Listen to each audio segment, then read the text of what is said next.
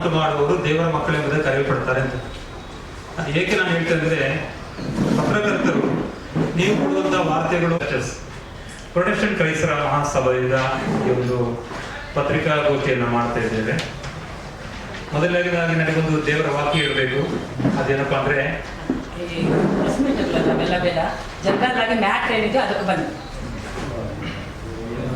ಹಾಗೆ ಪೊಲೀಸ್ ಅವರು ಮನೆ ಹೊರಗಡೆ ಕಾಯ್ತಾರೋ ಅದೇ ಪ್ರಕಾರ ಮನೆ ಒಳಗಡೆ ಸಮಾನಾಂತರವಾಗಿ ನಡೆಯುವುದಾಗಿ ನಾವು ನಂಬಿದ್ದೇವೆ.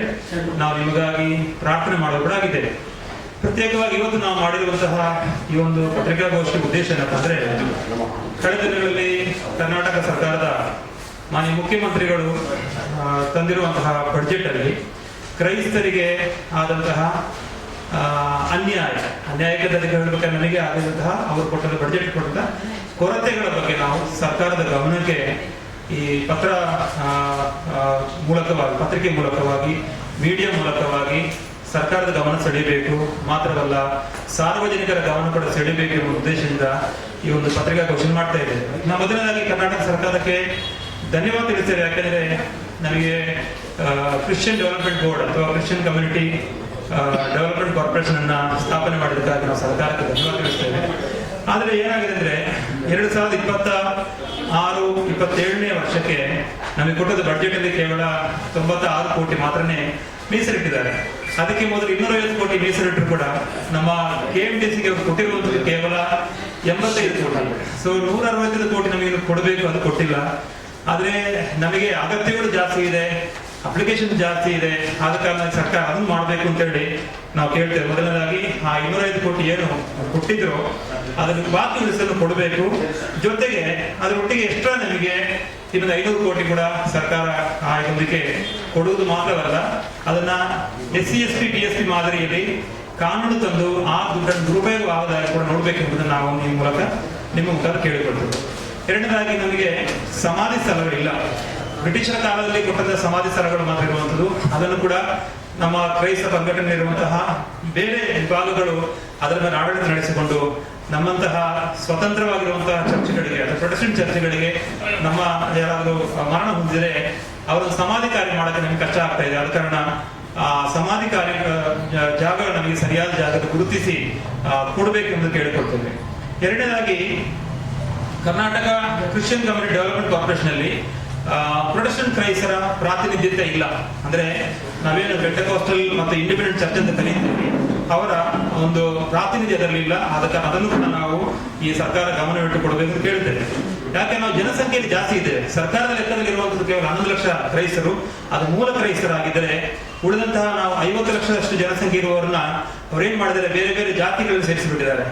ಅಂದ್ರೆ ಒಕ್ಕಲಿಗರದ್ದು ಯಾರಾದ್ರೂ ಸ್ವಾಮಿ ತಿಳ್ಕೊಂಡ್ರೆ ಅವನ್ನ ಒಕ್ಕಲಿಗ ಕ್ರೈಸ್ತರು, ಬ್ರಾಹ್ಮಣ ಕ್ರೈಸ್ತರು, ಲಿಂಗಾಯತ ಕ್ರೈಸ್ತರು ಅಂತೇಳಿ ಆ ಒಂದು ಜಾತಿಯೊಳಗೆ ಸೇರಿಸಿಬಿಟ್ಟು ಅಲ್ಲಿ ಒಕ್ಕಲಿಗರ ಬೆನಿಫಿಟ್ ಸಿಗಲ್ಲ, ಈ ಕಡೆ ಕ್ರೈಸ್ತರ ಬೆನಿಫಿಟ್ ಸಿಗಲ್ಲ.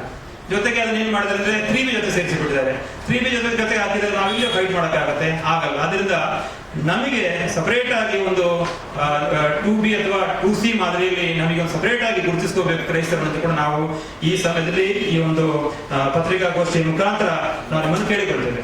ಅದೇ ಪ್ರಕಾರ ನಮಗೆ ಕ್ರೈಸ್ತ ಸಮುದಾಯ ಭವನಗಳಿಲ್ಲ. ಇಲ್ಲಿ ನೋಡ್ಬೇಕಾದ್ರೂ ಕೂಡ ನಮ್ಮ ಚರ್ಚ್ಗಳಲ್ಲಿ ನಾವು ಮಾಡ್ತೀವಿ, ಇರುವಂತ ಸ್ವಲ್ಪ ಜಾಗ ಇರ್ತದೆ ಹೊರತು ನಾವು ಇಂಡಿಪೆಂಡೆಂಟ್ ಆಗಿರುವಂತಹ ಪ್ರೊಟೆಸ್ಟೆಂಟ್ ಕ್ರೈಸ್ತರಿಗೆ ನಮಗೆ ಸಮುದಾಯ ಭವನಗಳಿಲ್ಲ. ಆದ್ರಿಂದ ನಮಗೆ ಈಗ ಯಾರಾದ್ರೂ ನಮ್ಮ ಹುಡುಗರೆಲ್ಲ ಬರ್ತಾರೆ, ಬೆಂಗಳೂರಿಗೆ ಸ್ಟಡಿ ಮಾಡಕ್ ಬರ್ತಾರೆ, ಇಂಟರ್ವ್ಯೂ ಬರ್ತಾರೆ, ಇಲ್ಲಿ ಉಳ್ಕೊಳಕ್ಕೆ ಅವ್ರಿಗೆ ಜಾಗ ಇಲ್ಲ. ಅದಕ್ಕೆ ನಮಗೆ ಬೆಂಗಳೂರು ಸಿಟಿಯಲ್ಲೂ ಎಲ್ಲಾ ಜಿಲ್ಲಾ ಕೇಂದ್ರಗಳಲ್ಲೂ ಕೂಡ ಒಂದು ಸಮುದಾಯ ಭವನ, ಆ ಹಜ್ ಭವನ ಯಾವ ರೀತಿ ಕೊಡ್ತಾರೆ ಅದೇ ಪ್ರಕಾರ ನಮಗೆ ಕೂಡ ಸಮುದಾಯ ಭವನ ಕೊಡಬೇಕು ಅಂತ ಕೂಡ ನಾವು ಈ ಮೂಲಕ ಕೇಳಿಕೊಳ್ತೇವೆ. ಅದೇ ಪ್ರಕಾರವಾಗಿ ನಮ್ಮಲ್ಲಿರುವಂತಹ ಸೇವಕರು ಅಂದ್ರೆ ಪಾಸ್ಟರ್ಗಳು ಏನ್ ಕರಿತೀವಿ, ಉಳಿದ ಎಲ್ಲ ಪಂಗಡದ ಗೌರವಾನ್ವಿತ ಅರ್ಚಕರಿಗೆ, ಪೂಜಾರಿಗಳಿಗೆ, ಮೌಲ್ಯಗಳಿಗೆಲ್ಲ ಸರ್ಕಾರ ಅವರಿಗೆ ಮಾಸಿಕ ಗೌರವವನ್ನು ಕೊಡುವ ರೀತಿಯಲ್ಲಿ ನಮ್ಮ ಸೇವಕರು ಕೂಡ ನಾವು ಕೂಡ ಸಮಾಜವನ್ನು ಒಡೆಯುವ ಕೆಲಸ ಮಾಡ್ತಾ ಇಲ್ಲ, ಬದಲಾಗಿ ಸಮಾಜಕ್ಕೆ ಒಳ್ಳೆಯ ಮಾತನ್ನೇ ಹೇಳ್ತಾ ಇದ್ದೀವಿ. ನಮ್ಮ ಕಮ್ಯುನಿಟಿಯಿಂದ ಸ್ಕೂಲಲ್ಲಿ ಕಲಿತವರೆಲ್ಲ ಕೂಡ ಒಳ್ಳೆ ಒಳ್ಳೆ ನೆಲೆಗಳಿದ್ದಾರೆ. ಅದಕ್ಕೆ ನಮ್ಮ ಸೇವಕರಿಗೆ ಕೂಡ ಆ ರೀತಿ ಒಂದು ಸಹಾಯವನ್ನು ಕೊಡ್ಬೇಕು ಅಂತ ನಾವು ಕೇಳ್ತೇವೆ. ಜೊತೆಗೆ ಈಗಾಗಲೇ ನೋಡಿದಿರ ನಮ್ಮ ಇನ್ನೊಂದು ಸಂಘಟನೆ ಬಂದು ಮತ ನಿಷೇಧ ಬಗ್ಗೆ ಕೇಳಿಕೊಂಡು ನಮಗೆಲ್ಲ ಬಂದ್ಬಿಟ್ಟು ನಾವು ಕ್ರೈಸ್ತರು ಒಂದು ಕೆನ್ನೆ ತೋರಿಸಿ ಇನ್ನೊಂದು ಕೆನ್ನೆ ತೋರಿಸ್ತೇವೆ, ಒಂದು ಕೆನ್ನೆ ಉಳಿದ್ರೆ ಇನ್ನೊಂದು ಕೆನ್ನೆ ತೋರಿಸ್ತೇವೆ ಎಂಬ ಕಾರಣಕ್ಕಾಗಿ ಎಲ್ಲರೂ ನಮ್ಮ ಮೇಲೆ ದಬ್ಬಾಳಿಕೆ ಮಾಡ್ತಾರೆ. ಆ ದಬ್ಬಾಳಿಕೆ ನಿಲ್ಬೇಕು ಅಂತಾರೆ. ಒಂದು ನಿಮಗೆ ಯಾರು ಪರ್ಮಿಷನ್ ಕೊಟ್ಟರು ಅಂತ ಹೇಳಿ, ಪರ್ಮಿಷನ್ ಕೊಡುವಂತ ಒಂದು ಸಂಸ್ಥೆನೇ ಇಲ್ಲ. ಕ್ರೈಸ್ತರಿಗೆ ಒಂದು ಆರಾಧನಾ ಮಾಡ್ಬೇಕಾದ್ರೆ ಪರ್ಮಿಷನ್ ಕೊಡಕ್ಕೆ ಯಾವ ಸಂಸ್ಥೆನೇ ಇಲ್ಲ. ಇದು ಯಾರು ಗೊತ್ತೂ ಇಲ್ಲ. ಬಂದ್ ಕೇಳಿದ್ರೆ ನೀವು ಯಾರು ಪರ್ಮಿಷನ್ ಕೊಟ್ಟರು ಅಂತ ಹೇಳಿ, ಪರ್ಮಿಷನ್ ಕೊಡೋ ಸಂಸ್ಥೆ ಇಲ್ಲ. ಒಂದು ಕಡೆ ಮುದ್ರಾ ಇಲಾಖೆ ಅಂತ ಹೇಳಿದ್ರೆ ಅವರು ದೇವಸ್ಥಾನಗಳ ಆಡಳಿತ ನಡೆಸ್ತಾರೆ, ವಕ್ಫ್ ಬೋರ್ಡ್ ಇರ್ತದೆ, ಮುಸ್ಲಿಮರಿಗೆ ಆಡಳಿತ ನಡೆಸ್ತಾರೆ, ಅಲ್ಲಿ ಪ್ರತಿ ಇದೆ. ನಮಗೆ ಆ ರೀತಿ ಒಂದು ಸಂಸ್ಥೆ ಮಾತ್ರವಲ್ಲ, ನಿಮ್ಮ ಮನೆಯಲ್ಲಿ ನಮ್ಮ ಮನೆಯಲ್ಲಿ ಒಂದು ಪೂಜೆ ಮಾಡ್ಬೇಕಾದ್ರೆ, ಆರಾಧನೆ ಮಾಡ್ಬೇಕಾದ್ರೆ, ಇನ್ನೊಬ್ಬರಿಗೆ ತೊಂದರೆ ಆಗದಂಗೆ ಮಾಡ್ಬೇಕಾದ್ರೆ ಅದಕ್ಕೆ ಒಂದು ಪರ್ಮಿಷನ್ ಬೇಕು. ಎಲ್ಲಾ ಕೋರ್ಟ್ಗಳು ಕೂಡ ಅದು ಅಗತ್ಯ ಅಂತ ಹೇಳಿದ್ರು ಕೂಡ ಸಾರ್ವಜನಿಕರ ದಬ್ಬಾಳಿಕೆ ಆಗ್ತದೆ. ಅದರಿಂದ ನಮ್ಮ ಸೇವಕರುಗಳಿಗೆ ಯಾರ್ಯಾರು ಕಾಸುಗಳಿದ್ದಾರೆ ಅವರಿಗೆ ಒಂದ ಸರ್ಕಾರ ಒಂದು ಐಡೆಂಟಿಟಿ ಕಾರ್ಡ್ ಕೊಡಬೇಕು. ಇಲ್ಲದ್ರೆ ನಾವು ಪ್ರೊಡಕ್ಷನ್ ಕ್ರೈಸ್ತರ ಮಹಾಸಭಾ ಏನು ನಮ್ಮ ಡಯೋಸಿಸ್ ಇದೆಯೋ ಆ ಡಯೋಸಿಸ್ ಗುರುತಿನ ಚೀಟಿಯನ್ನ ಇವರು ಅಟೆಸ್ಟ್ ಮಾಡಿ ಕೊಡಬೇಕು. ಅದು ನಾವು ಕೇಳ್ತಾ ಇದ್ದೇವೆ. ಅದೇ ಪ್ರಕಾರವಾಗಿ ನಮ್ಮ ಕ್ರೈಸ್ತ ವಿದ್ಯಾರ್ಥಿಗಳು, ಉದ್ಯೋಗಿಗಳಿಗೆ ವಸತಿ ನಿಲಯಗಳ ಅಗತ್ಯ. ಆಮೇಲೆ ನಮ್ಮ ಕ್ರೈಸ್ತ ಪರಂಪರೆ ಅದು ತುಂಬಾ ದೊಡ್ಡದು, ತುಂಬಾ ದೇಶಕ್ಕೆ ತುಂಬಾ ನಾವು ಕೊಡುಗೆ ಕೊಟ್ಟವರಾಗಿದ್ದೇವೆ. ನೀವು ನೋಡ್ಬೇಕಾದ್ರೆ ಒಂದೊಂದು ರೋಡ್ಗಳದ್ದು ಒಂದೊಂದು ಹೆಸರುಗಳು ಚೇಂಜ್ ಆಗ್ತಾ ಇರ್ತದೆ. ಆದ್ರೆ ಹೆಸರು ಚೇಂಜ್ ಆದ್ರೆ ಪರವಾಗಿಲ್ಲ, ಅದು ನಮ್ಮ ಒಂದು ಸಂಸ್ಕೃತಿ ಉಳಿಸಕ್ಕೆ ಅಂತ ನಾವು ಭಾರತ ಸಂಸ್ಕೃತಿ ಎತ್ತಿ ಹಿಡಿಕೆ ತಿಳಿದುಕೊಡೋಣ. ಆದ್ರೆ ಈ ರೀತಿ ಇತ್ತು ಅಂತ ಹೇಳಿ ಒಂದು ಚರಿತ್ರೆ ಅಥವಾ ಪರಂಪರೆಯ ಒಂದು ಸಂಗ್ರಹಾಲಯ ಬೇಕೆಂಬುದು ಕೂಡ ನಾವು ಈ ಮೂಲಕ ಕೇಳ್ತೇವೆ. ಅದೇ ಪ್ರಕಾರ ಕ್ರೈಸ್ತ ಒಂದು ಅಧ್ಯಯನ ಮತ್ತು ಸಾಂಸ್ಕೃತಿಕ ಕೇಂದ್ರಗಳು ಬೇಕು. ನಮ್ಮ ಯುವಕರಿಗೆ ಕೌಶಲಾಭಿವೃದ್ಧಿ ಕಾರ್ಯಕ್ರಮಗಳು ಬೇಕು. ಅದೇ ಪ್ರಕಾರವಾಗಿ ನಾನು ಆಗಲೇ ಹೇಳಿದಾಗೆ ಕ್ರೈಸ್ತರಿಗೆ ಪ್ರತ್ಯೇಕ ಮೀಸಲಾತಿ ವರ್ಗ ನಮಗೆ ಬೇಕು. ಈಗಾಗಲೇ ನಮ್ಮ ಇನ್ನೂ ಸಂಘಟನೆ ಕೇಳಿದ್ದಾರೆ, ಮತಾಂತರ ವಿರೋಧಿ ಏನು ಕಾಯ್ದೆ ಮಾಡಿದರೆ ಅದನ್ನ ಪರಿಪೂರ್ಣವಾಗಿ ರದ್ದುಪಡಿಸಬೇಕೆಂದರೆ ನಾವು ಕೇಳ್ತೇವೆ. ಯಾಕಂದ್ರೆ ಅದನ್ನ ತುಂಬಾ ದುರುಪಯೋಗ ಆಗ್ತಾ ಇದೆ. ಆ ಒಂದು ಕಾನೂನು ದುರುಪಯೋಗ ಮಾಡ್ತಾರೆ. ಅದರಲ್ಲಿ ಮಾಡಿದ ಕಾನೂನು ಯಾವುದೋ ಕೂಡ ಕ್ಲಾರಿಟಿ ಇಲ್ಲ. ಅವ್ರ ಆಸೆ ಆಮಿಷ, ಯಾವ ರೀತಿ ಆಸೆ ಆಮಿಷ ಅಥವಾ ಏನು ವಿಷಯಗಳು ಅದರ ಬಗ್ಗೆ ಕ್ಲಾರಿಟಿ ಇಲ್ಲ. ಅದ್ರಲ್ಲಿ ಹೇಳ್ತಾರೆ ಯಾರೊಬ್ರು ಕಂಪ್ಲೇಂಟ್ ಕೊಡ್ಬೋದು, ಯಾರು ಕೊಟ್ಟರೆ ಆಗುತ್ತೆ ಕಂಪ್ಲೇಂಟ್ ಕೊಡೋಕ್ಕಾಗುತ್ತೆ, ಕಂಪ್ಲೇಂಟ್ ತಗೊಳ್ತಾರ, ಬಡವ ಯಾರು ಕೊಟ್ಟು ಕಂಪ್ಲೇಂಟ್ ತಗೊಳ್ತಾರೆ, ಉಳಿದರ ಕಂಪ್ಲೇಂಟ್ ಯಾರು ಕೊಟ್ಟು ತಗೊಳ್ಳಲ್ಲ. ಅದರಿಂದ ಆ ರೀತಿ ಅದಕ್ಕೆ ಒಂದು ಕ್ಲಾರಿಟಿ ಕೊಡಬೇಕು. ಹೌದು, ಒತ್ತಾಯ ಮತಾಂತರ ಮಾಡಿದ್ರೆ ನಾವೇ ವಿರೋಧಿಸ್ತೇವೆ. ಯಾರಾದ್ರೂ ಕೂಡ ನೀವು ಚೂರಿ ತೋರಿಸ್ಬಿಟ್ಟು ಅಲ್ಲ ಕೋವಿ ತೋರಿಸ್ಬಿಟ್ಟು ಹಾಗೂ ಮತಾಂತರ ಅಂತ ಹೇಳಿದ್ರೆ ಅಥವಾ 1 ಲಕ್ಷ ರೂಪಾಯಿ ಮತಾಂತರ ಆಗುತ್ತೆ ಹೇಳಿದ್ರೆ ನಾವು ವಿರೋಧಿಸ್ತೇವೆ. ಅದನ್ನ ಆ ರೀತಿ ಎಲ್ಲ ಆಗ್ಬೇಕಾಗಿರುವಂಥದ್ದು. ಯಾರಾದ್ರೂ ಮನಪೂರ್ವಕವಾಗಿ ಈಗ ನಮ್ಮ ಭಾರತೀಯ ಸಂಸ್ಕೃತಿಗಳಲ್ಲಿ ನಾವು ನೋಡ್ತೇವೆ, ಎಷ್ಟೋ ವಿದೇಶ ರಾಜ್ಯಗಳು ವಿದೇಶದಿಂದ ಕ್ರೈಸ್ತರಾಗಲಿ ಉಳಿದವರೆಲ್ಲ ಬಂದು ನಮ್ಮ ಸಂಸ್ಕೃತಿಯನ್ನು ಮೆಚ್ಚಿ ಎಷ್ಟೋ ಮಂದಿಗಳು ಋಷಿಮಣಿಗಳಾಗಿದ್ದಾರೆ, ಎಷ್ಟೋ ಮಂದಿಗಳು ತಪ ಮಾಡ್ತಾರೆ, ಎಷ್ಟೋ ಮಂದಿಗಳು ಅದನ್ನ ಅವರ ಇದನ್ನು ಬಿಟ್ಟು ಮಾಡ್ತಾರೆ. ಅವ್ರು ಮನಪೂರ್ವಕವನ್ನು ನಾವು ತಡೆಯಕ್ಕೆ ಆಗಲ್ಲ. ನಾವು ಕೂಡ ಅಷ್ಟೇ ಕೇಳುವಂಥದ್ದು, ದಬ್ಬಾಳಿಕೆಯಿಂದ ಯಾರು ಮಾಡಬಾರದು, ಮತಾಂತರ ಮಾಡುವಾಗ ಬಲಾತ್ಕಾರವಾಗಿ ಯಾರು ಮಾಡಬಾರ್ದು ಅಂತ ಶಿಕ್ಷೆಗೆ ನಾವು ಮುಂದೆ ನಿಲ್ತೇವೆ.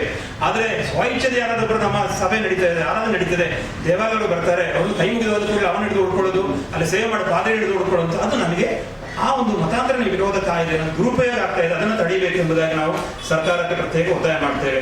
ಅದೇ ಪ್ರಕಾರವಾಗಿ ನಮ್ಮ ಕ್ರೈಸ್ತ ಸಂಘಟನೆಗಳಿಗೆ ರಕ್ಷಣೆ ಬೇಕೆಂದು ಕೇಳ್ತೇವೆ. ಬಂದು ಅದರ ಒಳಗಡೆ ಬಂದು ಹೊಡೆದು ಹಾಳು ಮಾಡುವಂಥದ್ದು ನಾವು ಇರುವಂತಹ ಸ್ಟೇಜಲ್ಲಿ ನಮ್ಮ ಪೂಜೆ ಮಾಡೋ ಸ್ಟೇಜಲ್ಲಿ ನಾವು ಚಪ್ಪಲಿ ಹಾಕಿ ಒಳಗಡೆ ಬರಲ್ಲ, ಚಪ್ಪಲಿ ಹಾಕಿ ನಿಂತ್ಕೊಳ್ಳಲ್ಲ.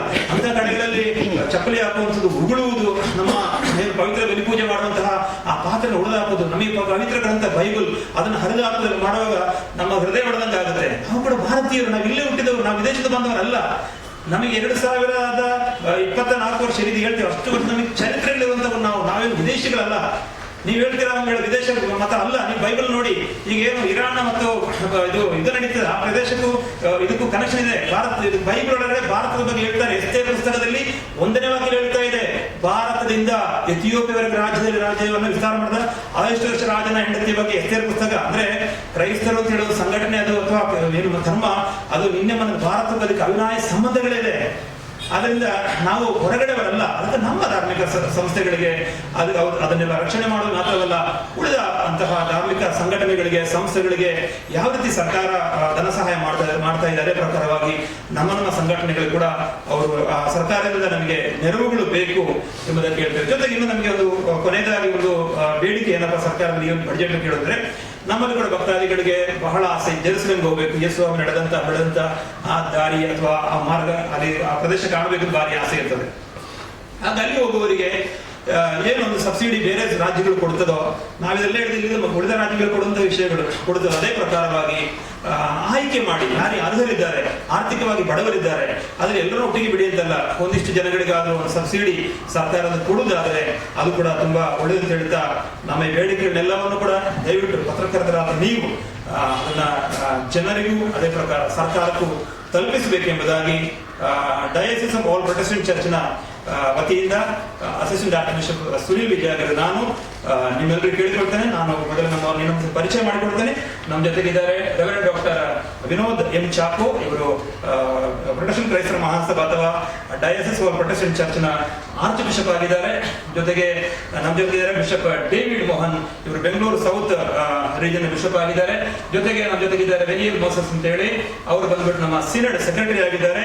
ಜೊತೆಗಿದ್ದಾರೆ ಬಿಷಪ್ ವಿಜಯ್ ಕುಮಾರ್ ಬಂದು, ಇವರು ಕೂಡ ಬೆಂಗಳೂರು ಬಿಷಪ್ ಆಗಿದ್ದಾರೆ. ಸೊ ಇಷ್ಟು ಹೇಳಿ ನಮ್ಮ ನಮಗೆ ಊಟಕ್ಕೆ ಫ್ಯೂಲ್ ಇದಿಲ್ಲ, ಸಮಾಧಿಗೂ ಭೂಮಿ ಇಲ್ಲ, ನಾವು ಕಾಲಿಡಿಬೇಕು. ಯಾರು ಕ್ಯಾಥಲಿಕ್ಸ್ ಅವನು CSA ಅವನು ಹೋಗ್ಬಿಟ್ಟು ಕಾಲಿಡಿದು ಕೊಟ್ಟರೆ ಎಲ್ಲ ಆಗ್ತದೆ. ನಾನು ಎಷ್ಟೋ ಹೇಳೋಣ ಹಿಂದೂಗಳ ಸಮಾಧಿಯಲ್ಲಿ ಊಟ ಹಾಕಿದ್ದೀನಿ, ಲಾಸ್ಟ್ ಹೋಗ್ಬಿಟ್ಟು ಅವರು ಹಿಂದೂಗಳ ಸಮಸ್ಯೆ ನೋಡ್ಬಿಟ್ಟು ಬನ್ರಪ್ಪ ನಾವು ತಗೊಳ್ತೀವಿ ಇಲ್ಲಿ ಊಟ ಹಾಕ್ಬಿಟ್ಟು ಹೋಗಿ ಅಂತ ಹೇಳ್ಬಿಟ್ಟು ಅವರೇ ಹೇಳ್ತಾರೆ. ಆದರೆ ಈ CSA ಅವರು ಕ್ಯಾಥಲಿಕ್ಸ್ ಅವರು ಕೊಡಲ್ಲ, ಅವ್ರದ್ದು ಅಂತ ಹೇಳ್ಬಿಟ್ಟು ಅವ್ರು ಕೊಡಲ್ಲ. ಅದೇ ನಮಗೆ ಇಷ್ಟು ಜನ ಇದ್ದೀವಿ, ನಾವು ಎಷ್ಟೋ ಜನ ಡೈಲಿ ನಮ್ದು ಮರಣ ಉಂಟಾಗ್ತಿರ್ತದೆ, ಮದುವೆ ಆಗ್ತಿರ್ತದೆ. ಇವಾಗ ನಾವು ಫಸ್ಟ್ ನೀವು ಹೇಳಿದ್ರಲ್ಲ ಚರ್ಚಲ್ಲಿ ಒಂದು ಫಂಕ್ಷನ್ ನಡೆಸಿದ್ವಲ್ಲ, 90,000 ರೂಪಾಯಿ ಕೊಟ್ವಿ ಸರ್ ಹಾಲ್ಗೆ. ಅದು ಸಮುದಾಯ ಭವನ, ಅದು ಕ್ರಿಶ್ಚಿಯನ್ ಸಮುದಾಯ ಭವನ. 90,000 ರೂಪಾಯಿ ಕೊಟ್ವಿ ನಮ್ಮದೇ ಒಂದು ಪಾಸ್ಟರ್ ಫೆಲೋಶಿಪ್ ನಡೆಸೋಕ್ಕೋಸ್ಕರ. ನಿಮ್ದೇ ಸಮುದಾಯ ಭವನಕ್ಕೆ ನೀವು ಕೂಡ 90,000 ಕೇಳಿದ್ರು ಸರ್, ಇಲ್ಲಿದ್ರೆ ಕೊಡಲ್ಲ ಅಂತ ಹೇಳಿದ್ರು, ಬೇರೆ ಅವಾಗ ಕೊಡಲ್ಲ ನಮಗೆ. ಸರ್, ನಿಮ್ಮ ಪ್ರಕಾರ ಒಟ್ಟಾರೆ ಕ್ರಿಶ್ಚಿಯನ್ ಜನಸಂಖ್ಯೆಯಲ್ಲಿ ಪ್ರೊಟೆಸ್ಟೆಂಟ್ಗಳ ಶೇಕಡಾವಾರು ಎಷ್ಟಿದೆ? 30 ಲಕ್ಷ ಇದೆ ಸರ್. 30 ಲಕ್ಷ ಇದೆ. ಅಂದ್ರೆ ಇದು 40 ಲಕ್ಷ 30 ಲಕ್ಷ ಅಂದ್ರೆ 75%. ನಾವಿದ್ದೀವಿ ಸರ್, ಹೌದು, ನಾವಿದ್ದೀವಿ ಸರ್. ಇನ್ನೂ ಜಾಸ್ತಿ ಇದ್ದೇವೆ. ಕ್ರಿಶ್ಚಿಯನ್ಸಲ್ಲಿ ಪ್ರೊಟೆಸ್ಟೆಂಟ್ಗಳೇ ಬಹುಸಂಖ್ಯೆ ಆಗಿದೆ. ಈಗ ಪೋಪ್ ನಿಮಗೆ ಸೇಮ್ ಇಲ್ಲ ಸರ್, ನಮಗೆ ಸೇರಲ್ಲ. ನಾವು ಭಾರತೀಯ ಕ್ರೈಸ್ತರು. ನಾವೇ ನಿಜವಾದ ಭಾರತೀಯ ಕ್ರೈಸ್ತರು. ಪೋಪ್ ಕ್ಯಾಥಲಿಕ್ ನಿಮಗೆ ನಾವಿವಾಗ ಡಯಾಸಿಸ್ ಆಫ್ ಪ್ರೊಟೆಸ್ಟೆಂಟ್ ಚರ್ಚಸ್ ಅಂತ ಹೇಳ್ಬಿಟ್ಟು ನಾವೊಂದು ಡಯಾಸಿಸ್ ಮಾಡ್ಕೊಂಡಿದ್ದೀವಿ ಸರ್. ಎಲ್ಲ ಇಂಡಿಪೆಂಡೆಂಟ್ ಚರ್ಚಸ್ಗಳನ್ನು ಗ್ರೂಪ್ಗಳು ಸೇರಿ ನಾವು ಇವಾಗ ಕರ್ನಾಟಕಕ್ಕೆ ಆರ್ಚ್ ಬಿಷಪ್ ನಾವು ಆಗಿದ್ದೀವಿ ಸರ್. ಸರ್, ನಿಮಗೆ ಜಾಗ